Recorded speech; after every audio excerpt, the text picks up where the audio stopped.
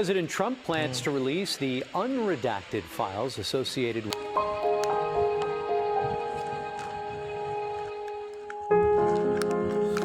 Kennedy presented himself as the anti-Eisenhower. And what he said to the nation was, we need a young, vibrant, activist president. And it was the perfect campaign strategy. John Kennedy was elected in 1960, the dawn of a new decade. There's this great juxtaposition by an older president leaving office and this new, younger, vigorous person succeeding him. And Kennedy, in some ways, was the first president to be a media creation. And so, my fellow Americans, ask not what your country can do for you, ask what you can do for your country.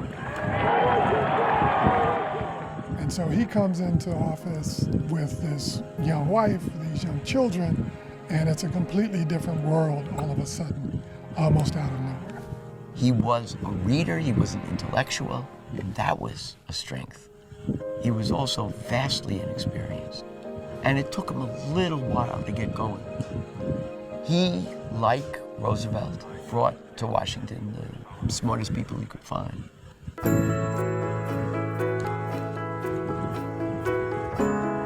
One of the character traits that President Kennedy had that I think helped lead to success was his willingness to take advice.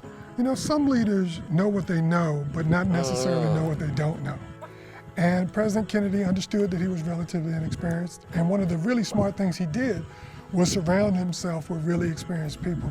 One of the great strengths of Kennedy was that he was a young man and able to learn. There's been a lot written and said about President Kennedy and his leadership and his performance, and we can't help but wonder the extent to which some of that is perhaps overstated as a function of the way in which he was assassinated. But what we do know is that President Kennedy was a visionary. I believe that this nation should commit itself to achieving the goal, before this decade is out, of landing a man on the moon and returning him safely to the earth. What would have happened if he had lived? You know, historians will debate that forever. But we can only talk about the past.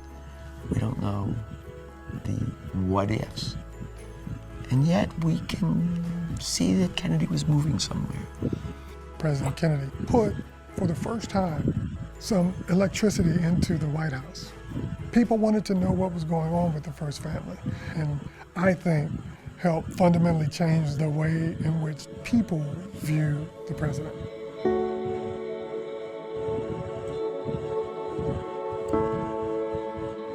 I think President Kennedy's lasting impact on the presidency was the way in which he made it seem larger than life. But he was able to create a narrative about the presidency and a narrative about his family that has endured for the 55 years since his assassination. I would characterize the Kennedy presidency as one of promise of unfulfilled potential. But whether those promises would have been fulfilled, we will never know. You soar beyond what I believe.